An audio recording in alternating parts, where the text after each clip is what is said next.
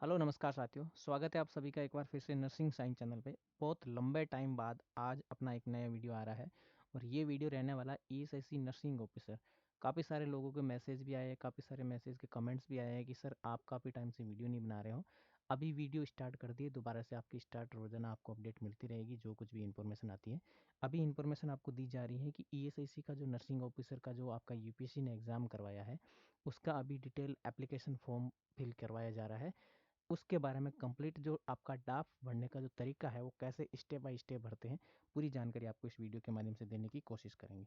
ठीक है, तो आपको सबसे पहले तो यूपीएससी की जो वेबसाइट है उस वेबसाइट पर जाना है। वेबसाइट क्या है? upsconline.nic.in, इस पर जाना है। इस पर जाने के बाद में ये जो आपका दिख रहा है पहला वाला, देखो अलग अलग टाइम के हिसाब से नोटिफिकेशन आते रहते हैं, उसके हिसाब से ये थोड़ा नीचे भी जा सकता है, पर अभी फिलहाल अभी आपका करंट पोजीशन में ये सबसे ऊपर है। तो इस पर क्लिक करना है, पढ़कर भरना है आपको कि डाप for nursing officer in ESIC 2014 24, है ना। इस पर क्लिक करेंगे आप। जैसे ही इस पर क्लिक करेंगे तो इस पर क्लिक करने के बाद में आपका एक नया विंडो ओपन हो जाएगा और वो विंडो होगा इस टाइप का, यानी इस टाइप का होगा। वहाँ पर आपसे पूछा जा रहा है रजिस्ट्रेशन, ऑलरेडी रजिस्टर्ड, वेरिफिकेशन या फिर डैशबोर्ड। इधर कुछ भी नहीं देखना आपको, आप ऑलरेडी रजिस्टर्ड हो। रजिस्टर्ड इसलिए हो, फॉर्म भरा आप तब से रजिस्ट्रेशन आपका हो रखा है ऑलरेडी, तो आपको यहाँ पर अपनी डिटेल डालनी है, चाहे ईमेल आईडी ले लो, चाहे मोबाइल नंबर, या फिर जो आपकी वन टाइम रजिस्ट्रेशन आईडी है या मोबाइल नंबर डाल के आप इस पर क्लिक करेंगे तो ओटीपी आएगा, वो ओटीपी यहाँ डाल देना है। फिर यहाँ पर आपका क्यूआर कोड है वो यहाँ पर डाल देना है और फिर इसको लॉगिन कर देना है ना। ये हो गया प्रोसेस आपका फर्स्ट। ये होने के बाद में आपका लॉगिन होते ही नया एक विंडो खुलेगा, उसमें आपको ये दिखाई देगा। इसमें दिखाई देगा कि सर कुछ भी दिखाई नहीं दे रहा है, खूब सारे ऑप्शंस आ रहे हैं, किस पे क्लिक करें, क्या करें। कोई दिक्कत नहीं है, आपको सबसे पहले यहाँ पर ध्यान देना है। ये बड़ा सा एक आपको लेटेस्ट ड्राफ्ट लिखा हुआ आ रहा दिखाई दे रहा होगा, ये वाला, है ना। इस पे क्लिक करना है। इस पे आप जैसे ही क्लिक करोगे तो आपकी एक नई और विंडो खुलेगी, यानी स्टेप बाय स्टेप नया क्लिक होगा, ये विंडो खुलेगी। ये विंडो खुलेगी तो इसका मतलब है कि आपकी डिटेल ऑलरेडी आपके पास में ऊपर यहाँ पर आपका नाम लिखा हुआ आएगा या आपकी जो वन टाइम रजिस्ट्रेशन आईडी लिखी हुई आएगी। यहाँ पर दो ऑप्शन आ रहे हैं, करंट में दो डाक भरवाए जा रहे हैं। एक है कंबाइंड सेक्शन ऑफिसर का, अपने काम का नहीं है, अपने नर्सिंग ऑफिसर का है, इस पर क्लिक करना है। यानी ये इसके सामने ये आपकी डेट दी हुई है फॉर्म भरने की 25/11, यानी 25 नवंबर से फॉर्म स्टार्ट हो गए हैं डाक का, और 8 दिसंबर 2024 लास्ट है, शाम को 5 बजे तक, ध्यान रखना 5 बजे तक, है ना। इसके बाद में फॉर्म दोबारा से नहीं भरे जाएंगे और एक बार ही भरा जाएगा डाक का, है ना। यहाँ पर इंस्ट्रक्शन है, इसके ऊपर क्लिक करेंगे तो नई पीडीएफ खुलेगी, उसको पूरा पढ़ लेना है। लगभग 18-20 पेज की ये पीडीएफ है। ठीक है, यहाँ पर इंग्लिश में आपका जो ईएसआईसी का नोटिफिकेशन आया था वो था, लेकिन यहाँ पर क्लिक करना है आपको अपना डाक का फॉर्म फिल करने के लिए। यहाँ पर लिंक है, इस पर क्लिक करेंगे, करते ही नया विंडो ओपन हो जाएगा, है ना। नया विंडो ओपन इस टाइप का होगा। तो इसका मतलब है कि यहाँ पर आपको पहला ये होम पेज है ना, होम पेज, ये होम पेज है। और होम पेज में आपको कुछ इंस्ट्रक्शन और कुछ गाइडलाइन दी हुई है, इसको अगर आप पढ़ना चाहो तो पढ़ लेना, क्योंकि ज़्यादा कुछ खास है नहीं, पर ये ज़रूरी है। फॉर्म भरने का तरीका किस टाइप के 4-5-6 स्टेप आपको दिए हुए हैं, इसको आपको ध्यान रखना है ना। अब यहाँ क्लिक आपको केवल और केवल कहाँ पर करना है, ये जो पर्सनल इंफॉर्मेशन लिखा हुआ आ रहा है इसके ऊपर क्लिक करना है। इसके ऊपर जैसे ही क्लिक करोगे तो आपकी यहाँ से डिटेल है फिल करनी स्टार्ट हो जाएगी।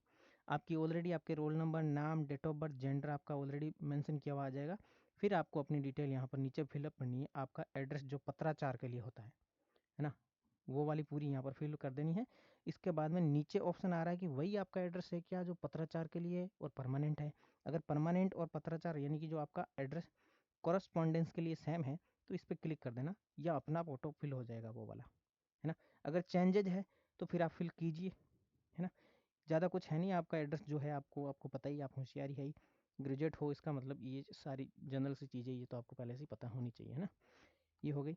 फिर थोड़ा सा नीचे स्क्रॉल करेगा तो आपकी कम्युनिटी, आप ओबीसी हो या जनरल हो या ईडब्ल्यूएस हो, वो सारी यहाँ पर आपको ऑलरेडी आपने जिस कैटेगरी से फॉर्म जब एग्जाम के देने के लिए भरा था वो वाली कैटेगरी ऑलरेडी यहाँ पर मेंशन की हुई आएगी। कोई बंदा ओबीसी का था तो उसका ये आया है, ओबीसी का सर्टिफिकेट नंबर क्या था यहाँ अपने आप मेंशन होगा, कब का इश्यू हुआ वो डेट भी आ जाएगी। लेकिन अब आपको यहाँ पर भरनी है कि आपका जो इश्यूइंग अथॉरिटी, वो तो सब मजिस्ट्रेट यानी एसडीएम ने आपको इश्यू किया था, कोई तहसीलदार करता है, कोई और भी, मतलब अलग अलग जो होते हैं तहसील वाइज होते हैं, चाहे वो खंड अधिकारी होते हैं, वो सारे के सारे आपके ये जो कास्ट सर्टिफिकेट वगैरह होते हैं, मूल निवासी होते हैं, बोनाफाइड वगैरह वो इश्यू करते हैं तो उनका नाम आ जाता है। इसके ऊपर कभी कभी डीएम भी करता है कोई, है ना, वो सारी आ जाती है। पर यहाँ पर इस बार आपको यहाँ पर नीचे यहाँ इस बॉक्स में आपको अपना वो भरना है, क्या, इशूइंग अथॉरिटी का फुल एड्रेस। फुल एड्रेस का मतलब होता है कि आप जैसे मान लीजिए राजस्थान जोधपुर के निवासी हैं, तो आप मान लीजिए गांव आपका हो गया, मतलब वो तो उसमें मेंशन है किसमें, आपके सर्टिफिकेट में, लेकिन उपखंड अधिकारी का मेंशन नहीं होता है गांव, तो वो गांव नहीं भरना आपको, वहाँ पर क्या भरना है, उपखंड अधिकारी कहाँ का है। जैसे मान लीजिए ओशिया का है, तो ओशिया, तहसील ओशिया या उपखंड अधिकारी ओशिया, जिला जोधपुर, राज्य राजस्थान, ये इतना भरना है और पिन कोड भर देना, ये आपका फुल एड्रेस हो जाएगा, है ना। अगर आप क्रीमी लेयर से थे या नहीं थे तो वो ऑलरेडी पहले से ही मेंशन किया हुआ है आपका, नहीं थे तो नो आ गया। फिर आपको यहाँ पर एक नया ऑप्शन देखने को मिलता है कि आपको अपनी कम्युनिटी सर्टिफिकेट और norm of the issuing state, यानी आपको अपनी कम्युनिटी सर्टिफिकेट के ऊपर आपकी जो कास्ट है, जाति है, उसका यहाँ पर आपको क्या करना है, मेंशन करना है। आपकी जाति कौन सी है, जैसे मान लीजिए जाट है, तो यहाँ पर आपको क्या लिखना है, जाट। कहाँ के हैं, तो यहाँ राजस्थान आपको स्टेट सेलेक्ट कर लेना है। अब सेंट्रल लिस्ट में आपका सीरियल नंबर कौन सा है कास्ट का, जैसे जाट का आई थिंक 51 या 58 ऐसा कुछ होगा, तो वो यहाँ पर आपको लिखना है। अगर किसी को नहीं पता अपनी कास्ट का सीरियल नंबर, तो इस ये जो सेंट्रल लिस्ट फॉर ओबीसी लिखा हुआ है, इसके ऊपर क्लिक करेंगे तो आपको वहाँ पर मिल जाएगा। अगर वहाँ पर भी ना मिले तो बेस्ट ऑप्शन है आपके पास में जो कास्ट सर्टिफिकेट है, वहाँ पर उस सर्टिफिकेट में चौथी पांचवी लाइन पर आपकी कास्ट लिखी हुई है और उस कास्ट के जस्ट आगे आपका जो नंबर लिखा हुआ है वही आपका सीरियल नंबर है, तो वो यहाँ पर आपको मेंशन कर देना। आपका मैरिटल स्टेटस क्या है, मैरिड हो अनमैरिड हो, वो सेलेक्ट कर देना है। नेशनलिटी इंडियन है ही आपकी। फिर आपका आता है रेजिडेंस डिटेल स्टेटस, उसमें क्या होता है, सिटीजनशिप आपकी क्या है, इंडिया है, तो यहाँ पर इंडिया है, मतलब इसका मतलब आप प्योरली इंडियन है। प्योरली का मतलब है कि आप आउट ऑफ इंडिया से तो नहीं आए हुए हो। अगर प्रॉपरली इंडिया से हैं तो 1 नंबर, अगर नेपाल से है तो 2 नंबर, 3 नंबर भूटान से, तिब्बत का 4 नंबर जो रिफ्यूजीज होते हैं, और 5 नंबर जो अदर कंट्री से आते हैं, चाहे कोई पाकिस्तान का हिंदू है, वो यहाँ इंडिया में आकर बस गया है, तो उनके लिए मेंशन करना होता है ना। तो यहाँ पर आपको क्या करना है, ये वाला आपका हो गया। फिर नेक्स्ट टाइम नीचे आपका क्या आता है, स्टेट आपका भर देना आपको, प्लेस ऑफ बर्थ, जन्म कहाँ हुआ आपका, वो यहाँ पर फिल करना है, स्टेट, डिस्ट्रिक्ट, आपका पिन कोड वगैरह वो सारा का सारा ये फिल करेंगे। तो जनरल सी बात है, मैं आपको बता रहा हूँ, लेकिन नेक्स्ट आपको प्रॉब्लम कहाँ आती है कि डॉक्यूमेंट कैसे अपलोड करें, कहाँ पर हो गए, वो सारी चीज़ें जानने के लिए बहुत ज़रूरी है आपके लिए, है ना। आपको कभी यूपीएससी ने एग्ज़ाम के लिए रिकमेंड किया है क्या, फिजिकली हैंडीकैप या फिर person with blind disability, yes no, यहाँ से आपके सेलेक्ट करने जो डिटेल है वो यहाँ पर आपको मेंशन करनी है ना। और दूसरी, यहाँ पर पूरी की पूरी जब तक आप यस नो नहीं करेंगे तो ये डिटेल ऑप्शन आपके पास में ऑप्शन नहीं होंगे। अगर नहीं है तो आप मेरे हिसाब से इसको नो ही कीजिएगा, है ना। कभी कोई सिविल सर्विस का एग्जाम दिया होगा आपने, नहीं दिया तो कोई जरूरी नहीं है आपको, है ना। दिया है तो अच्छी बात है, नहीं हुआ तभी तो ये सी नर्सिंग ऑफिसर का कर पा रहे हो, है ना। कोई नहीं, ये हो जाता है। फिर यहाँ पर आप अगर पर्सन विथ डिसेबिलिटी या जी फिर जो बेंचमार्क डिसेबिलिटी होती है वो यहाँ पर आपको फिल करनी होती है, किस टाइप की है वो करके आपको सेव एंड कंटिन्यू। ये आपका पहला स्टेप था किसका, जो मैंने आपको बता दिया पर्सनल इंफॉर्मेशन का। फिर सेव एंड नेक्स्ट करने के बाद में आपके पास में आएगा सेकंड ऑप्शन एजुकेशन क्वालिफिकेशन का, अपना आप आ जाएगा, है ना। वो एजुकेशन क्वालिफिकेशन जो आपकी थी यहाँ ऑलरेडी मेंशन होके आएगी, जीएनएम थी तो जीएनएम वालों की, बीएससी थी तो बीएससी वालों की, तो ऐसे आएगी। 10th 12th ग्रेजुएशन जो तीनों आपकी है उसकी यहाँ पर ग्रेड लिखने हैं, यहाँ आपके परसेंटेज लिखने हैं, और यहाँ पर आपके कितने में से कितने नंबर आए वो लिखने हैं, या कब के पास आउट हुए हैं आप वो लिखना, और सब्जेक्ट क्या कहते हैं वो तीनों के यहाँ लिख देने। नेम, स्कूल, कॉलेज वगैरह क्या थी वो आपको ऑलरेडी पता ही है, आपने किया है जिस कॉलेज या स्कूल से, तो वो लिख देना है। यूनिवर्सिटी कौन सी थी वो भी लिख देना। अब यहाँ एक सवाल रहेगा कि सर जीएनएम वालों के लिए यूनिवर्सिटी क्या रहेगी, तो भाई साहब जी वहाँ बोर्ड लिख दीजिए, आप राजस्थान नर्सिंग काउंसिल जयपुर लिख दीजिए, आरएनसी लिख दीजिए, कोई दिक्कत नहीं है उसमें, है ना। बट लिखना जरूरी है, क्योंकि जितने भी ये जो स्टार आते हैं ना रेड टाइप के, ये फॉर्म में फिल करना बहुत कंपलसरी है। अगर ये नहीं करोगे तो आगे फॉर्म आपका प्रोसीड ही नहीं हो पाएगा, भरा ही नहीं जा पाएगा, तो ये करना जरूरी है, ठीक है। इसके अलावा आपकी हायर एजुकेशन क्वालिफिकेशन, इससे ज़्यादा आपकी क्या है कि आपने एमएससी नर्सिंग भी कर रखी है क्या, अगर कर रखी है, आपकी इच्छा है भरने की तो भर दीजिए, कोई दिक्कत नहीं। जीएनएम कर रखी है, वो चाहता है कि पोस्ट बीसी भी कर रखी है, भरना चाहे भर दीजिए, कोई दिक्कत नहीं है ना। वो आपके ऊपर डिपेंड करता है, जितनी ज़्यादा आप अपनी जानकारी दोगे खुफिया तो वो उतने ज़्यादा ही आपसे सवाल करेगा, है ना, ये बात है। इसके बाद में do you possess the prescribed education qualification graduation or equivalent as per advertised, please upload a scan copy of the certificate in upload document module, yes करके आपको आगे यहाँ पर इसका जो मतलब ग्रेजुएशन या फिर जो जीएनएम है तो उनकी इक्विवेलेंट आपकी जो कॉपी है वो आपको आगे अपलोड करनी है। क्या है? RM number, registration nurse and midwife के जो नंबर है और उसका जो सर्टिफिकेट है, चाहे डिप्लोमा है जीएनएम का तो वो डिप्लोमा अपलोड करना होता है। ये चीज़ें होती है इसमें, है ना। इसके अलावा आपको लैंग्वेज कौन कौन सी आती है, मान लीजिए यहाँ पर आपका रीड ओनली लिखा है, स्पीक ओनली, और उसके बाद में रीड एंड स्पीक लिखा है, या फिर रीड राइट एंड स्पीक लिखा है। एग्जामिनेशन पास कौन कौन से किया आपने, इसका मतलब है कि आपने जिस भाषा में एग्जाम पास किए वो यहाँ पर लिखना है एग्जाम का, है ना। फिर उसको यहाँ से सेव कर देना। या मान लीजिए आपको हिंदी आती है, लिखना भी आता है, पढ़ना भी आता है और बोलना भी आता है, तो यहाँ हिंदी लिख दीजिए। गुजराती आती है आपको, तीनों टाइप की, लिखनी भी आती है बोलनी भी आती है, तो गुजराती लिख दीजिए। आपको ओनली स्पीक बोलनी आती है, इंग्लिश लिख दीजिए। रीड एंड स्पीक दोनों आती है, इंग्लिश लिख दीजिए। यहाँ पर भी लिख सकते हैं, जितनी ज़्यादा लिखोगे उतना टाइम वेस्ट ही है, बस जितना आए उतना लिख दीजिए, ये कोई इतना खास नहीं है। सेव एंड कंटिन्यू कीजिए, नेक्स्ट कीजिए। फिर आ जाएगा आपका पेरेंटल इन्फॉर्मेशन। पेरेंटल का मतलब आपके माता पिता की इन्फॉर्मेशन, वो क्या करते हैं, आप तो अब ये सब इसी में लगने वाले, वो क्या करते हैं उनके बारे में भी उनको जानना जरूरी है। उनको जिज्ञासा होती है, यूपीएससी को बहुत जिज्ञासा होती है, डाफ एप्लीकेशन भरवाती है इसीलिए, है ना। Father name, mother name, father की नेशनलिटी, मदर की नेशनलिटी, मतलब काम की नहीं है पर फिर भी भरवाते हैं ऐसी चीज़ें वो, तो भर दीजिए, कोई नहीं कह रहा है तो भर दीजिए, क्या है, नाम ही रोशन हो रहा है, यूपीएससी को पता लगे कि हमारे माता पिता कौन है ना। भर दीजिए, एड्रेस भर दीजिए आप उनका, सेम है कॉरेस्पॉन्डेंस और पोस्टल जो आपका प्रेजेंट एड्रेस परमानेंट वाला सेम है, तो दोनों पे क्लिक करके दिए, अपने आप यहाँ पर ऑटोफिल हो जाएगा। मदर का प्रोफेशन बढ़ना है, मदर फादर का भी बढ़ना है। मदर अगर हाउस वाइफ है तो हाउस वाइफ करके छोड़ दीजिए, है ना। फादर अगर टीचर थे टीचर कर दीजिए, क्या इनकम है वो भी पूछेगा आगे, है ना। फादर का प्रोफेशन मदर हो गया। फिर इसके बाद में अगर कोई रिटायर्ड है तो वो भी आपको यहाँ पर मेंशन करना होता है, किसी के फादर रिटायर्ड है तो वो भी। यहाँ पर आपको एनुअली इनकम भी भरनी होती है, फादर की, मदर की। ये रेड क्रॉस मतलब रेड स्टार है ना, ये भरना जरूरी है, तो इसलिए भरना ही सर इतनी कौन डिटेल भरे, क्या मतलब, उनको क्या लेना देना है इस चीज़, लेना देना नहीं है, फिर भी वो आपको लेना है, देना वो आपके ऊपर डिपेंड करेगा क्या देंगे वो, है ना। ये चीज़ें इसलिए भरनी जरूरी है। अब चाहते हो भाई नौकरी लेनी है तो भरना तो पड़ेगा ही, है ना। भिड़ना है तो जम के भिड़िए। फिर फादर कौन से स्टेट से बिलोंग करते हैं, अरे भाई पीछे लिख दिया एड्रेस, वहीं से बिलोंग करते हैं यार, क्या परमानेंट कॉरेस्पॉन्डेंट बार बार पूछ रहे, तो कोई बात नहीं, पूछ रहे तो भर दीजिए, कोई दिक्कत नहीं। फिर आती है आपकी प्रॉपर्टी, जायदाद, आप वारिस हो ना माता पिता के। अब यहाँ पर असली मजा यहाँ आएगा। ज़मीन कितनी है आपके पास में, आपका लैंड, एग्रीकल्चर लैंड कितना है, 5 एकड़ से ज़्यादा है या 5 एकड़ तक है तो यस कीजिए, नहीं है तो मत कीजिए। सर ज़मीन जायदाद का क्या लेना देना यहाँ पर, देखो सवाल हम नहीं कर सकते उनसे, वो हमसे करेंगे, हम केवल उत्तर देने के लिए पैदा हुए, दीजिए। तो ये चीज़ है, अगर यस करोगे तो डॉक्यूमेंट मांग सकता है, देना पड़ेगा, वो भी अपलोड करनी पड़ेगी स्कैन कॉपी। फिर रेजिडेंशियल फ्लैट आपका 1000 स्क्वायर फीट से ज़्यादा है या 1000 तक ही है, यस नो कीजिए। रेजिडेंशियल प्लॉट आपका 100 स्क्वायर फीट यार्ड या फिर उससे ज़्यादा है, वो भी यस नो कीजिए। 200 से तो वो भी यस नो कीजिए, कर दीजिए, कोई नहीं है तो कर चलेगा यार, अमीर आदमी हो तो क्या है, बताओ जायदाद बताओ भाई क्या है ना। जितनी यूपीएससी सैलरी देगी उतनी आपके पास में प्रॉपर्टी है, किसी के 100-200 बीघा ज़मीन है तो क्या फ़र्क क्या पड़ता है, भर दीजिए, है ना। वो कोई ये थोड़ी कहेगा नहीं तुम्हारे पास 200 बीघा ज़मीन है तो तुम्हें जॉब नहीं दी जाएगी भैया, ऐसा तो है नहीं, है ना। है तो भाई लीगल, अगर जानकारी आपसे लीगल मांगी जा रही तो भर दीजिए, कोई दिक्कत नहीं। सेव एंड कंटिन्यू कीजिए। नेक्स्ट आपका आ जाएगा क्या, एम्प्लॉयमेंट इन्फॉर्मेशन। एम्प्लॉयमेंट इन्फॉर्मेशन का मतलब जो गवर्नमेंट कर्मचारी है, कोई एम्स में लगा हुआ है, कोई कहीं और लगा हुआ है, कोई सेंट्रल गवर्नमेंट के किसी और ऑर्गेनाइजेशन में लगा हुआ है, तो उनको यहाँ पर डिटेल भरनी है।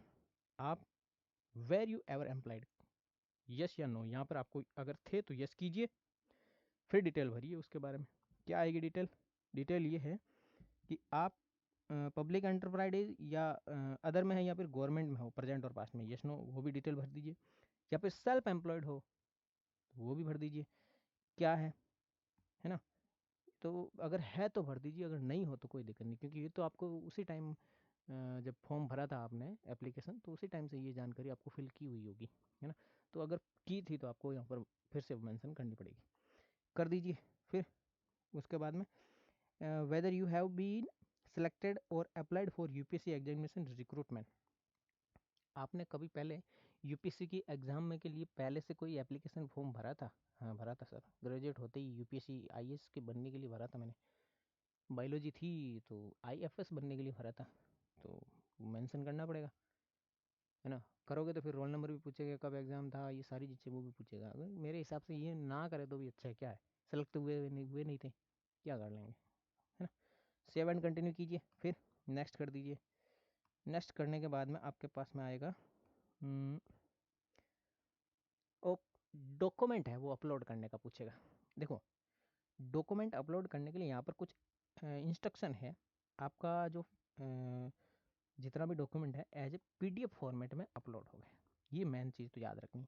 उसकी DPI जो ग्रे स्केल होता है वो 200 तक होना चाहिए, और 1 MB से ज़्यादा की फाइल नहीं होनी चाहिए। अप टू 1 MB लिखा हुआ है, 1 MB तक चलेगी, है ना।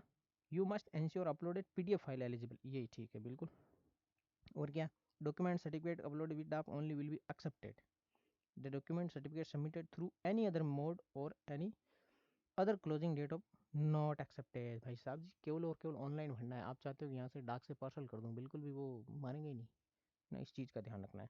यहाँ पर पहला ऑप्शन, आपने जो जो चीज़ें पहले भरी थी ना उसी का यहाँ पर आपके पास में क्या आ रहा है, टिक आ रहा है। ये जो टिक आ रहे हैं ना, 1 2 3 4, इसका मतलब है कि आपको ये वाला ही डॉक्यूमेंट अपलोड करना है, 1 2 3 4, क्योंकि आपके पास में ऑप्शन ही उन्होंने इतने ही दिए 4, है ना। जिसके सामने जो आ रहे हैं वो वहाँ से आपको अपलोड करने हैं। कुछ यहाँ पर नहीं आ रहे, उसके सामने है ही नहीं, browse from computer. Browse from computer का मतलब है डॉक्यूमेंट आप उठाइए कहाँ से, अपने कंप्यूटर में से उसको उठाइए, कहाँ पर आपका सेव है वहाँ से उठा के यहाँ पर PDF के फॉर्मेट में सेव कर दीजिए, अपलोड हो जाएगा 1 MB तक की फाइल, है ना। यहाँ पर आपको scan copy proof of date birth as prescribed in para below note 4 under rule 5। देखो, डेट ऑफ बर्थ का जो आपको भरना है वो आपकी क्या होनी चाहिए, 10th की मार्कशीट में लगभग आपकी डेट आ जाती है। ऐसा इन्होंने अलग से इंस्ट्रक्शन जो 18-20 का PDF है उसमें लिखा है, पर उन्होंने ये भी कहा है कि आपके पास में अगर कोई दूसरा भी है जिसमें आपकी डेट ऑफ बर्थ मेंशन है वो भी आप अपलोड कर सकते हो। 10th को हम यहाँ पर प्रायोरिटी दे रहे हैं, मतलब उसमें सारी चीज़ें आपकी आ जाती हैं। मतलब आपकी असली एजुकेशन है 10वीं से ही शुरू हो रही है, 10वीं में आपका सारा डाटा उसमें मिल जाता है। यहाँ से अपलोड कर दीजिए 10वीं की मार्कशीट पहले तो। फिर आपकी आती है सेकंड में क्या, आपका सर्टिफिकेट, जो कास्ट सर्टिफिकेट था, किसी का OBC, किसी का EWS, किसी का SC ST, वो भरना है। और आपको एक अंडरटेकिंग जो फॉर्म है, जो 18 पेज की फाइल है PDF, वो आप जब फॉर्म भरोगे तब वहाँ से डाउनलोड कर लेना, उसमें आपको मिल जाएगा। ना मिले तो आप मुझे कमेंट करके बोल देना, मैं आपको टेलीग्राम पर वो लिंक दे दूंगा, उसको वहाँ से आप डायरेक्ट ले सकते हो, है ना। तो आपको अंडरटेकिंग फॉर्म भी उसके साथ में अटैच करके अपलोड करना है। लेकिन खास बात ध्यान रखनी है कि जो आप अपलोड यहाँ पर अंडरटेकिंग फॉर्म कर रहे हो ना, तो वो आपको जब आप फिजिकली वहाँ पर प्रेजेंट होंगे डॉक्यूमेंट वेरिफिकेशन के लिए, उस टाइम आपको वही सेम होना चाहिए। इस बात को ध्यान रखना, सेफ रखना, उसको सेव करके रखना आपके पास में फिजिकली, है ना, हार्ड कॉपी। ये चीज़ होगी। इसके बाद में आपकी आती है एजुकेशन क्वालिफिकेशन। देखो, यहाँ पर जो एजुकेशन क्वालिफिकेशन जो तीसरे पैरे में है, यहाँ पर आपको अपनी 10वीं 12वीं, GNM है तो GNM वाले, BSc है तो BSc वाले, सारी marksheet first year, second year, third year, fourth year, ये सारी इनको एक सीक्वेंस में रखकर, चाहे डिप्लोमा है चाहे डिग्री है वो भी आप रख सकते हो, सारी सीक्वेंस में रखकर एक PDF कॉमन बनाना है और उस PDF को यहाँ पर अपलोड कर देना है। सर फिर रजिस्ट्रेशन RN नंबर वो वाला, वो कहाँ से रखे रजिस्ट्रेशन नंबर वाला, वो नीचे है भैया। यहाँ पर 9 नंबर पे उन्होंने दिया है कि RN वाला जो आपका रजिस्ट्रेशन सर्टिफिकेट है वो यहाँ पर आपको सबसे नीचे वाले में यहाँ पर अपलोड करना अलग से, है ना। अब यहाँ पर कुछ लोग कहेंगे सर हमारा रिन्यू हो रखा है, पुराना वाला करें या नया वाला, भैया दोनों कर दीजिए। पहला जो आपका रजिस्ट्रेशन नंबर आया वो है आपका रजिस्ट्रेशन सर्टिफिकेट। सेकेंड बार आपने रिन्यू करवाया, इसका मतलब वो सर्टिफिकेट नहीं, वो रिन्यूअल है, इसलिए दोनों को अपलोड करना कंपलसरी है। दोनों कर दीजिएगा, हो जाएगा काम, है ना। ये चीज़ हो गई। फिर इसके बाद में ये डॉक्यूमेंट सारे अपलोड हो गए। फिर सेव एंड नेक्स्ट करना है। जैसे ही नेक्स्ट करोगे आपका फाइनल सबमिशन का आपके पास में ऑप्शन आ जाएगा, और यहाँ पर आपको एक प्रीव्यू दिखेगा आपका। प्रीव्यू मतलब जो जो आपने डिटेल भरी है वो सारी की सारी आपको यहाँ से दिखनी स्टार्ट हो जाएगी। उसको कंप्लीट एक बार फिर से रीचेक कर लेना। रीचेक करने के बाद में फाइनल सबमिशन का यहाँ पर ऑप्शन आएगा, फाइनल सबमिट। फाइनल सबमिट का ऑप्शन आता है, उस पर क्लिक कर देना, सबमिट हो जाएगा।